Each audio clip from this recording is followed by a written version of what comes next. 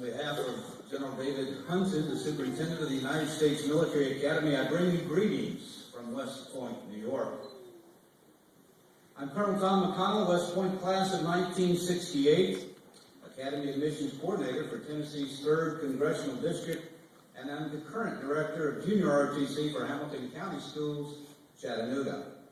Today it is indeed my privilege to offer one of GPS seniors a life-changing opportunity that will indelibly etch her character forever. Blair Delaney Stewart, would you please stand, ma'am, and come forward?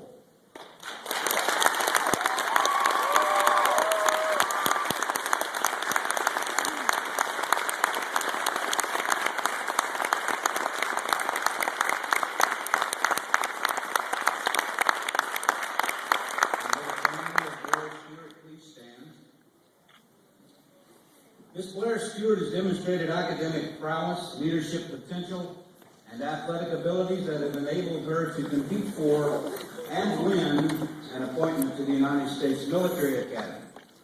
West Point's education and training programs will give Ms. Stewart the opportunity to develop further her full potential and prepare her for a life of service to our nation and to our fellow citizens. Ms. Stewart will receive a full 4-year undergraduate scholarship worth over $400,000.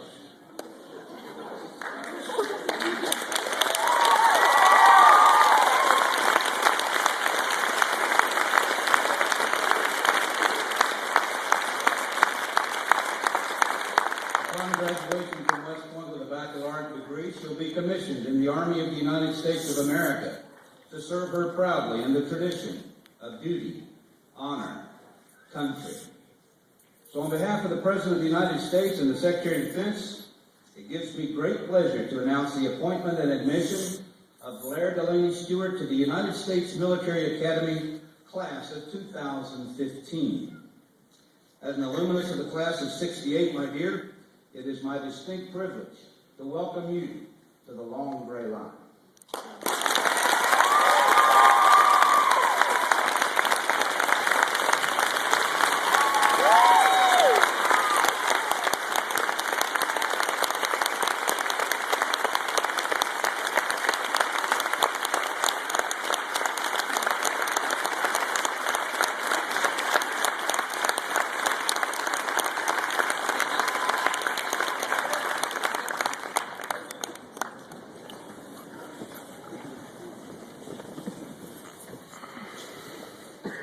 What a day for Blair. Now we will have Will Stewart introduce his sister, Blair Stewart, who will deliver her chapel talk.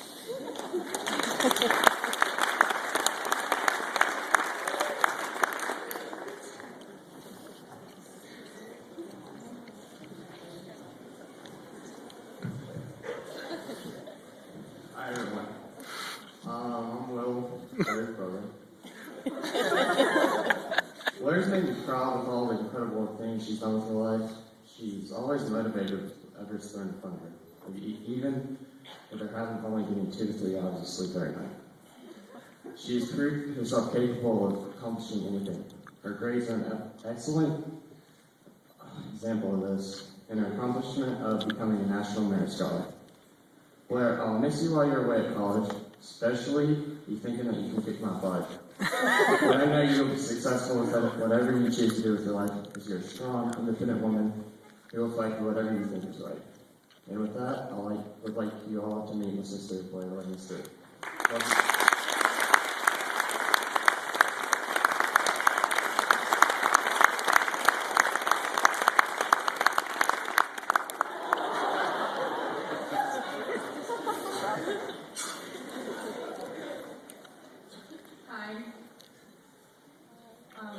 This experience is really surreal, and I want to thank all my guests for coming. I'm really honored that you're here to spend a special day with me. And now I have a story. A baby is born, and as she opens her eyes for the first time, she starts a journey. She becomes a toddler sitting in her car seat. She sees into the world rushing past her and looks up at her mother driving. Who are you? And who am I? And then she's an older child, untamed hair flowing as she runs barefoot through the grass. She understands she's an individual. She understands that others are too. She gets older. Now we call her a young woman. Older, but still she seeks to understand. And I get older, but I am still seeking.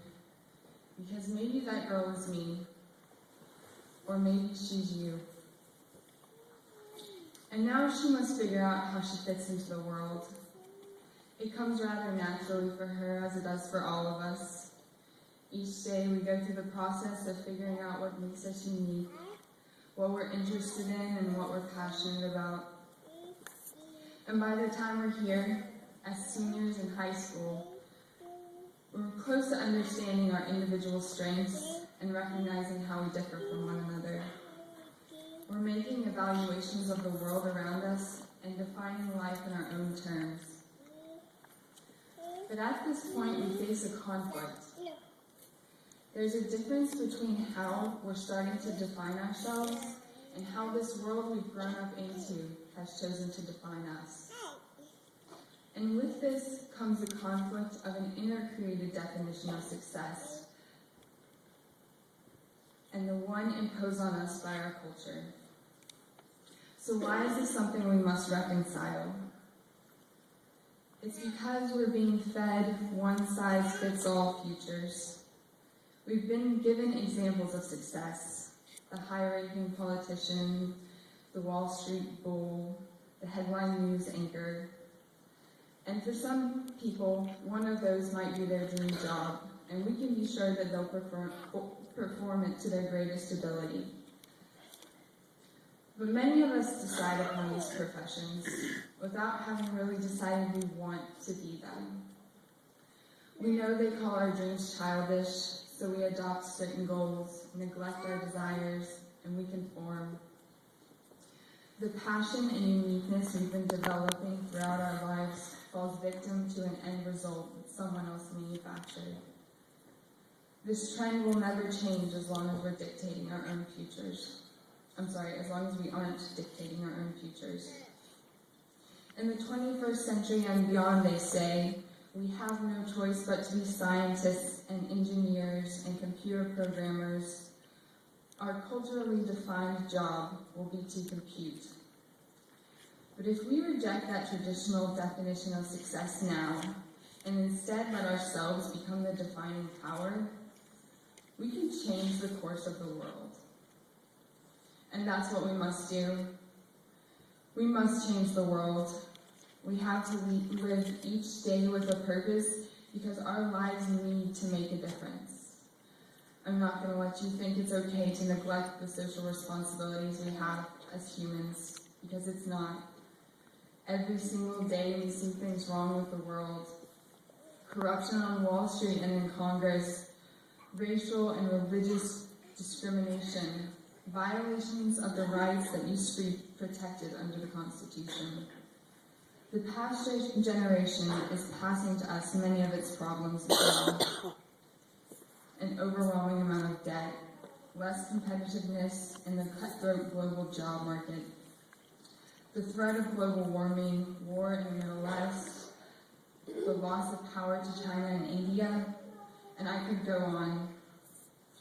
We're going to have to act out against all of this.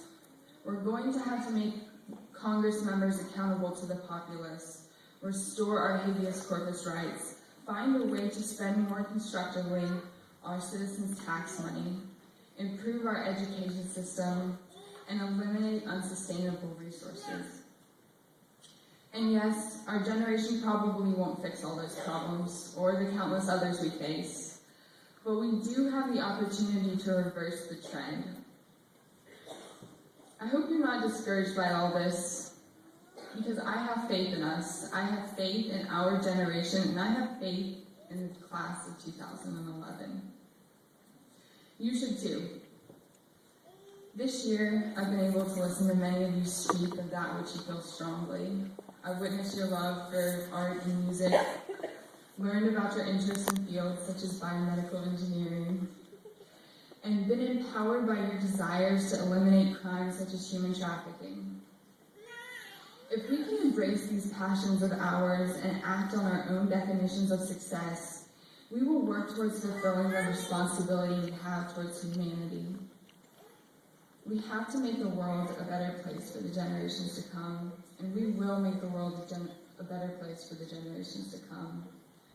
That's because we can be something extraordinary, and that's because we can do something extraordinary just by being ourselves. A baby is born long after our time. She's a toddler, a child, a young woman. She lives in a world without constant conflict and human suffering. She's been told the story of men and women who generations before used their passion for life to ameliorate the problems of the world. Part of this story is the one we were told as children, but part of it is also our story. She was told our story because it was something to remember. She was told our story because we are a generation of change.